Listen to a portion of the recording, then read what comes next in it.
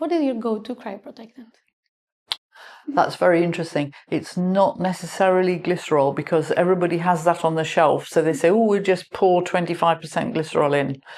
And we published a paper again with Ed Mitchell in 1996 where we took the Hampton Screen 1 and we measured the glycerol concentration you needed to cryoprotect each one. And it varied between 0, as already cryoprotected, and 50% on a low concentration formate solution. So there's a bit of a paradox, because if you've got high salt in your crystallization buffer, you need less cryoprotectant concentration than you would if you had low salt.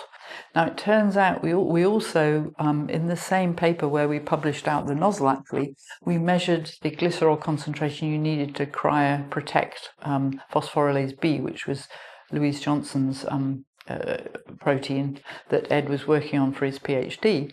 And what was interesting about that was that it went through a place where the cryoprotection was optimum, where you got the best diffraction, and then if you added too much, it started to go a worse diffraction again. So there's definitely an optimum.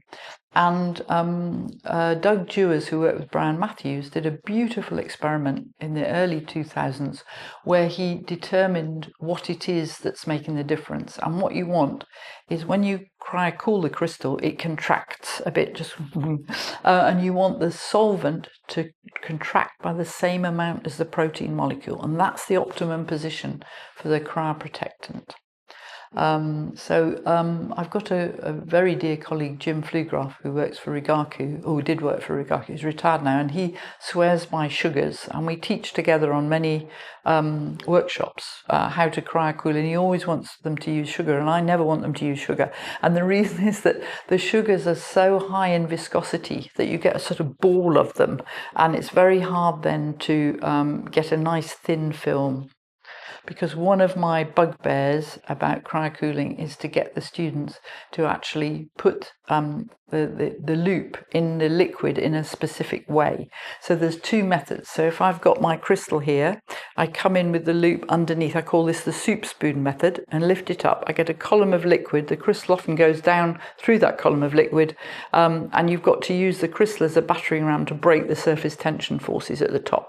Whereas if you can get the students to turn it by 90 degrees, go loosen the crystal, make sure it's floating around, bring it in from the side so it's here, and then pull it out of the surface perpendicular to the surface of the liquid, then you equalize the surface tension forces on both sides and you get the thinnest possible film of liquid around the crystal.